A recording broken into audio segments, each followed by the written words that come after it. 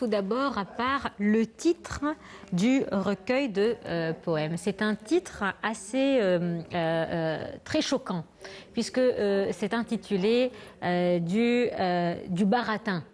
Vous avez aussi un autre titre, je ne sais pas si c'est un sous-titre ou bien c'est la continuation du titre principal, dans le coffret aux histoires. Et là, en fait, je suis en train de faire une traduction à la lettre parce que peut-être dans la langue française, il n'y a pas vraiment cette expression, mais dans le monde arabe et en Égypte, on sait bien ce que ça veut dire dans le coffret aux histoires. Alors, revenons à ma question. Pourquoi vous avez choisi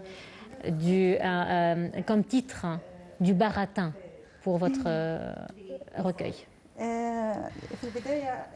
Au début, j'aimerais dire que les poèmes, ce recueil de poésie est la première pour moi. Ce baratin avait pour objectif d'attirer l'attention des auditeurs parce que c'est très choquant, comme vous avez dit. Comment aurais-je un recueil de poésie intitulé du baratin? Mais ce sont des baratins. Pourquoi?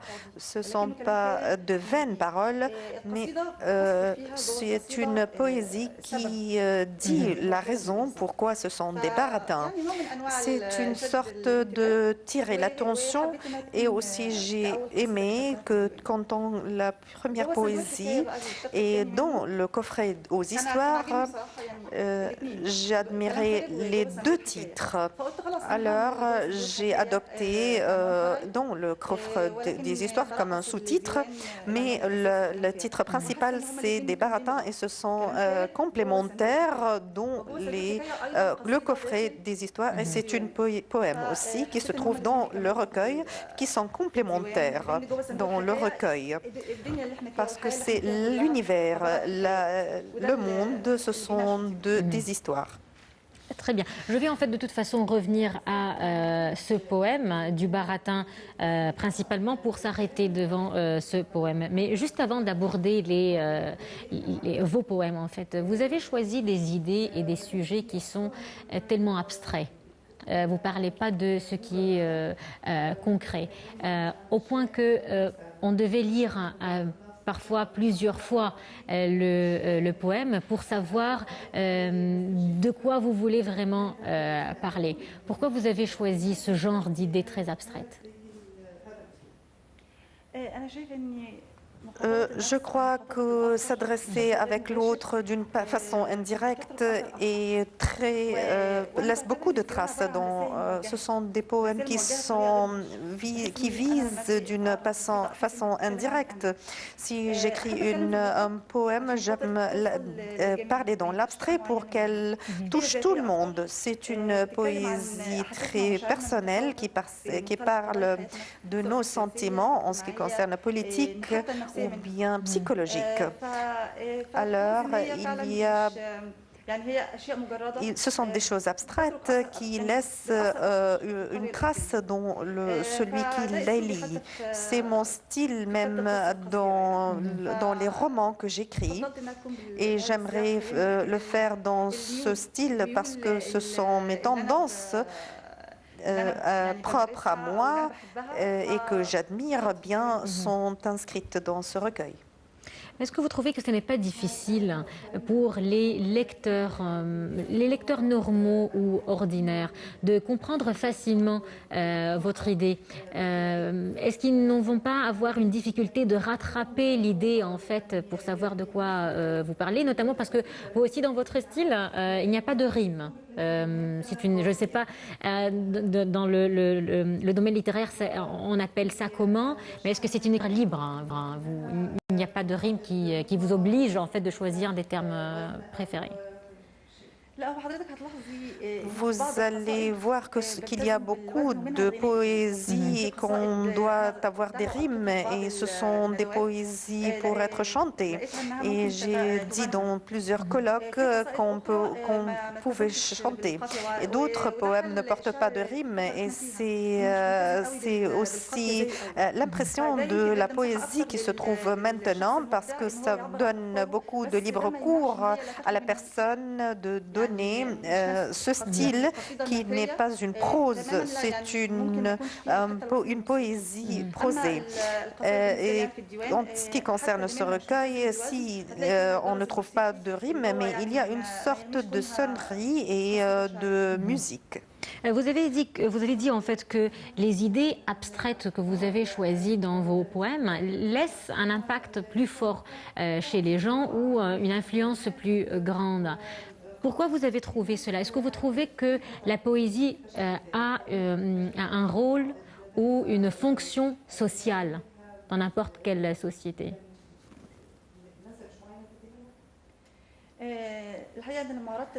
Lorsque j'ai présenté mes poésies, il y avait beaucoup de personnes qui les lisent sur le Facebook. Il y a beaucoup d'interactions. Très peu de gens ne peuvent pas rattraper l'idée.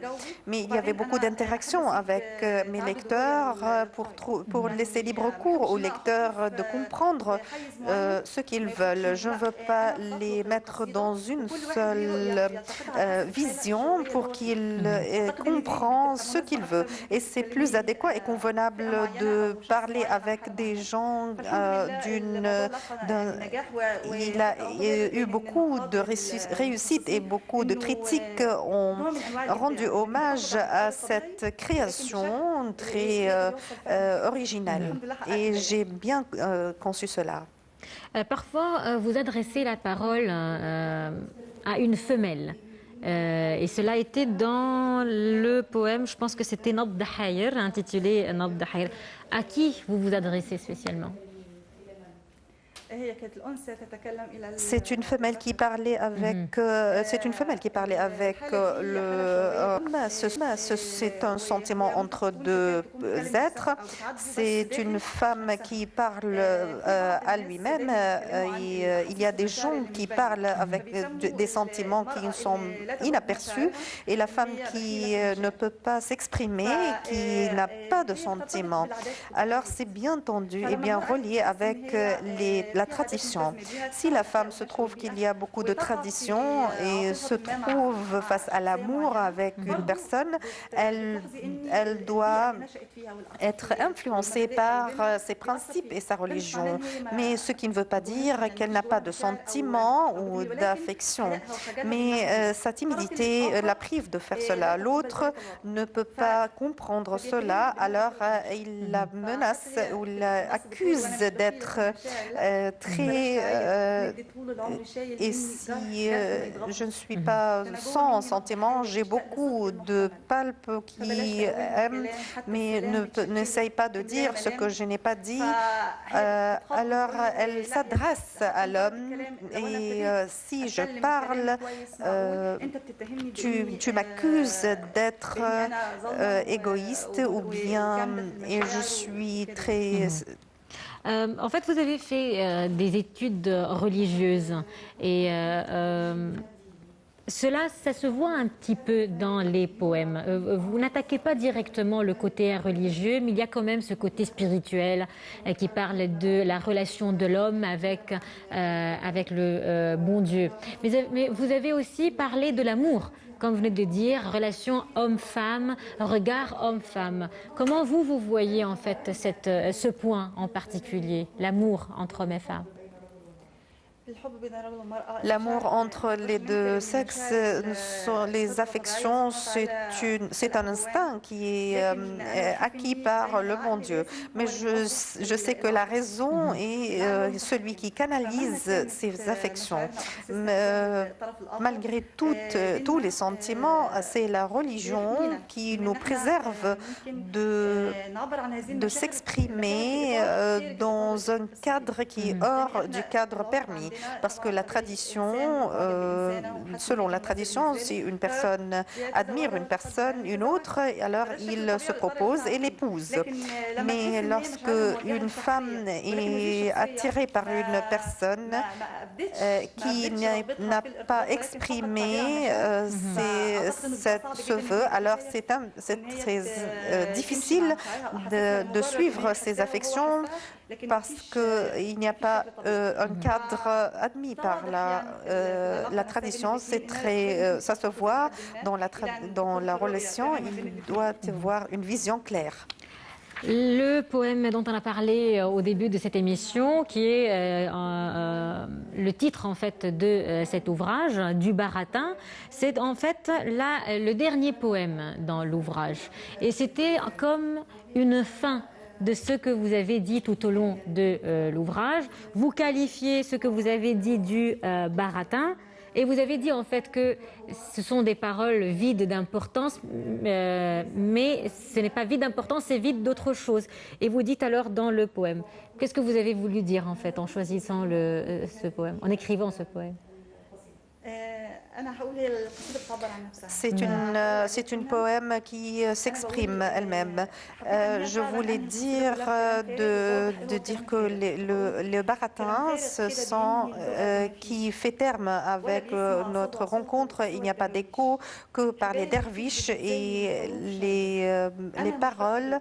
Je n'écris pas des poèmes et je ne choisis pas des choses rimées. Je laisse mes affections qui saignent sur les papiers et qui m'entendent des baratins que je dois l'écrire parce que ce sont des baratins avec les crises et bien les probabilités. Ce sont des paroles qui sont changées et je vais écrire des paroles qui sont formées avec des peines et des larmes et des anecdotes. Toutes les anecdotes que j'ai déjà citées en ce qui concerne la Révolution, où les sentiments ou bien nos nécessités ont été exprimés par une pousse que j'ai poussé tout le monde qu'il y a toujours de l'espoir et les problèmes qui nous fait des pressions sur nous, on doit s'orienter vers le bon Dieu. Alors j'ai dit ce message d'une façon indirecte. Ce sont des paroles très claires et précises, mais qui n'invite pas le lecteur quelle est l'intention. Alors j'ai terminé le poème par ces baratins. Très bien. Je vais m'arrêter devant quelques mots dans ce poème. Vous avez dit que je peux dire plus, mais personne ne va écouter. Pourquoi ? Qu'on parle, mais l'autre pourrait entendre, mais il pourrait avoir une autre tendance pessimiste et qui a beaucoup de dissuasion et des gens qui sont désespérés et qui vont traduire cela sur nous.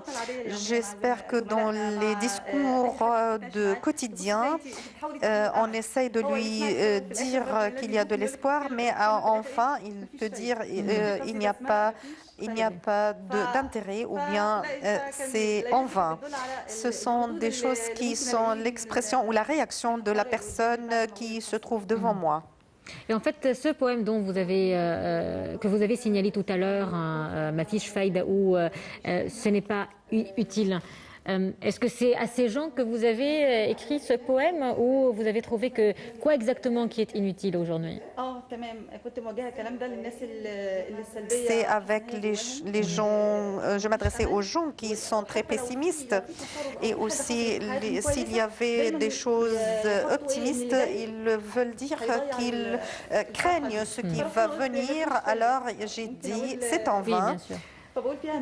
J'ai dit et c'est en vain et la tristesse touche les portes et on ouvre les portes et nous sommes pleins de craintes et nous n'avons pas de dictionnaire et on va être effacé par les chansons tristes et on va oublier une livre qui nous prend pour le bord de toute la paix. Il y a beaucoup de larmes et pour le Créateur qui doit nous sauver. Et on se trouve devant la vie pour avoir des... Je voudrais seulement faire signaler l'espoir qu'il y a beaucoup de résolutions et des solutions envers le bon Dieu.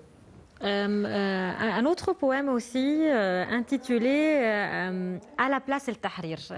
Vous adressez un message à la place El Tahrir. Quel est ce message? Qu'est-ce que vous avez voulu faire passer à la place El Tahrir?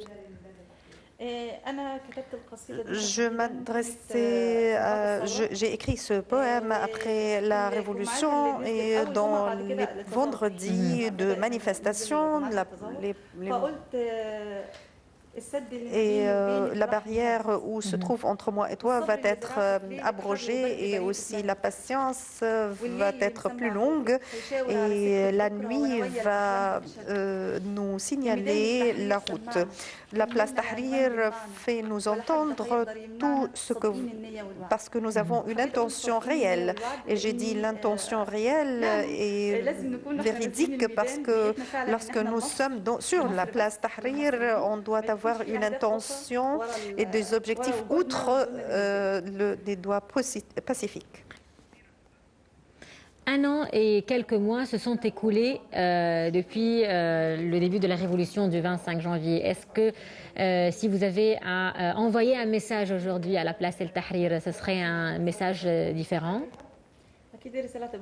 Bien sûr, le message va être différent parce que au premier jour, nous étions tous unis et bien tout le monde s'unifiait devant tous les stages. Et ensuite, il y avait eu beaucoup de différences et de différends. On a plein d'opinions, nous sommes perdus. Le message qu'on doit s'unifier, parce que tout le monde doit être regroupé, y compris tous les différents, parce que la situation serait différente. Alors, en fait, tout à l'heure, je vous disais que vous avez dans un poème, vous êtes adressé à une femelle et j'ai dit que c'était Nabd Hayr, mais en fait, c'est une erreur. Ce n'est pas le poème intitulé Nabd Hayr, mais c'est le poème intitulé Ana al-Faris. Est-ce que vous pouvez nous expliquer qui est le Faris ou le cavalier et puis vous vous adressez à qui dans ce poème? Ce poème s'exprime dans les premiers versets. C'est la femme qui parle, le printemps qui passe. Et je suis son cavalier, d'un gardien qui garde mon royaume, qui va déchiffrer les années. Et ensuite, il va répondre, ce cavalier, comme s'il qu'il a senti ce qu'elle disait.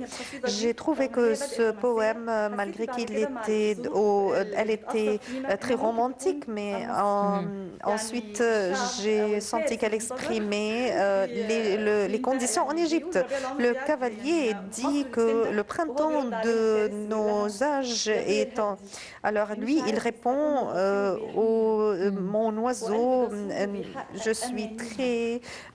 j'ai beaucoup de patience et je suis très triste après beaucoup de voyages et malgré que je suis le cavalier, sans toi, je suis incompréhensible. Je suis une simple parole dans des lignes. Je suis ton ombre, je suis ton symbole pour trouver la porte et aussi beaucoup de fleurs. Mais qui? Tu es le secret dans mes yeux. Je suis pour toi, ton cavalier. Vous avez dit si l'Égypte, c'est elle qui parle, qui serait son cavalier? Le cavalier de l'Égypte, c'est le président prévu, bien sûr, le président qu'on a 7 ans pour qu'il nous fait retrouver, perdre ces problèmes. Mais ce cavalier est emprisonné par beaucoup d'obstacles. C'est bien sûr, il dit qu'il a promis qu'il se trouve là-bas et qu'il va remporter sa femme. Qu'est-ce qui vous préoccupe aujourd'hui sur le plan général, en ce qui concerne l'Égypte, en ce qui concerne la révolution, ou bien les jeunes, en ce qui concerne peut-être le comportement ou l'attitude des médias? Qu'est-ce qui vous préoccupe?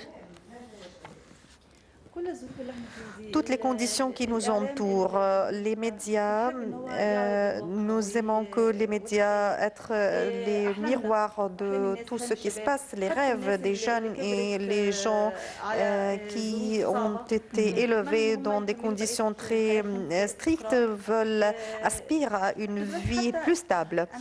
Et je trouve que les intérêts du peuple, les intérêts de la nation comportent plus que nos rêves qui ont été égarés et les problèmes que nous avons souffert. C'est très difficile de comprendre que les rêves sont un seul problème de l'Égypte et nous espérons qu'elle va s'améliorer pour que nous soyons mener une vie plus stable. Votre prochain poème, si vous êtes en train d'écrire un prochain poème, ça sera sur quoi? Autour de quel thème? Ça va traiter aussi le rêve de la stabilité, qu'il n'y a pas d'impossible et nous avons beaucoup d'espoir dans le bon Dieu et d'avoir beaucoup de persévérance et que tous les problèmes qui interviennent, c'est très naturel parce que c'est la vie qui a beaucoup de problèmes et d'entraves et de problèmes.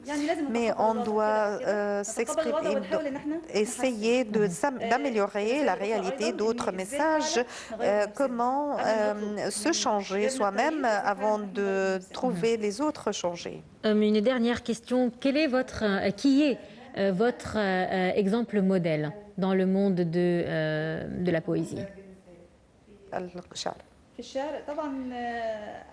C'est bien sûr, j'adore Salah Jahin, le grand poète. Ses écritures sont très inspirées par beaucoup de spiritualité. J'aime laisser une trace comme lui. Si l'on lit ses poèmes, j'espère de laisser une petite trace comme lui, et lorsque une personne peut réitérer mes paroles et qui avoir de repos pour les esprits. De toute façon, on vous souhaite bon courage. Merci beaucoup d'avoir accepté l'invitation à Taches d'encre. Merci. Mesdames et messieurs, c'est donc la fin de cette édition de Taches d'encre. Merci à vous tous de nous avoir suivis. Je vous rappelle qu'on a parlé aujourd'hui du recueil de poèmes de Shahinez Fawez. Le recueil est intitulé du Baratin. Merci de nous avoir suivis. Rendez-vous la semaine prochaine, nouvelle émission et nouvelle Taches d'encre. Au revoir.